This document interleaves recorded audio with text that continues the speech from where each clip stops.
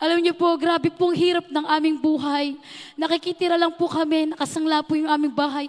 Napakamahal po ng gamutan ng aking beloved Papa. 24,000 every 2 weeks, mami nga mahal. Saan po namin kukunin yon? Maliliit pa po yung aking mga kapatid.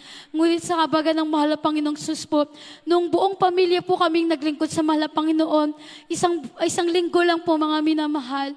Habang nakaburol aking beloved Papa, yung aking beloved Tito nagsalita na yung kanyang bakanting bahay, ibibigay niya po sa amin. Hallelujah, praise the Lord. Amen. Binigyan po Hallelujah. kami ng bahay ng mahal na Panginoon.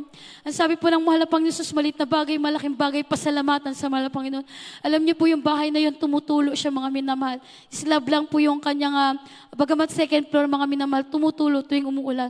Ngunit sabi po sa atin ng ating mahal na pastor, yung pangangaral po niya mga minamahal, na magpuri lang, hallelujah.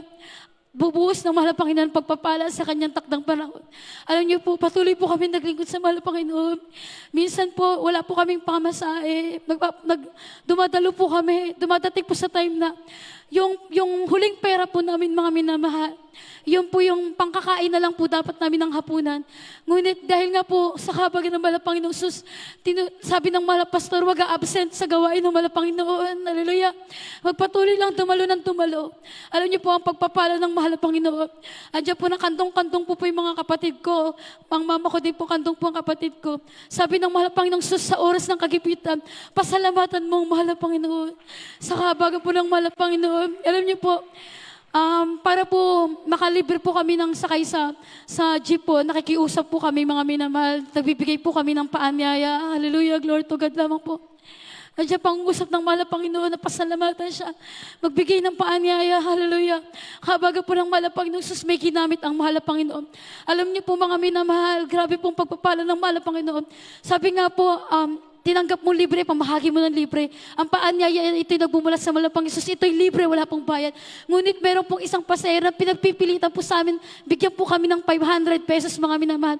Pilit po namin iyon tinatanggihan dahil iyon nga pong paanyaya na yun ay libre. Ngunit pilit po niya yung binibigay sa amin mga minamahal. Sabi niya, iyon daw po ipagpapala mula sa mahal na Panginoon. Iyon daw po namin ay tanggapin mga minamahal. Kaya kahabagan po ng mahal na Panginoong Sus, meron na po kaming pampamasahe, meron na po kaming pagkain, meron po kaming maibibigay sa kahabagan po ng mahal na Panginoon. Ang mahal na Panginoon po ang nagpo-provide mga minamahal. Glory to God, hallelujah. Sa panalangin po ng mahal na Pastor Lisada Almeida. At during pandemic po kami na mahal, hindi ang mga sanlibutan di naglilingkod sa mahal na Panginoon. Grabing pagsubok na pinagdaraanan. Yung iba nawawalan ng trabaho. Ngunit sa kahabagan po ng mahal na Panginoon, during pandemic po mga minamahal, pinayos po ng mahal na Panginoon sus yung aming bahay. May ginamit po siya mga minamahal. Hindi po namin kamag-anak.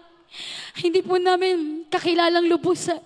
Customer po ng aking kapatid, mga minamahal. Binigyan po kami ng 400,000 mga minamahal. Glory to God. Hallelujah. Pinaayos niya po yung aming bahay. Sabi po niya, ipaayos yung aming bahay. Hallelujah. Sa kabagal lang po ng mahal na Panginoon.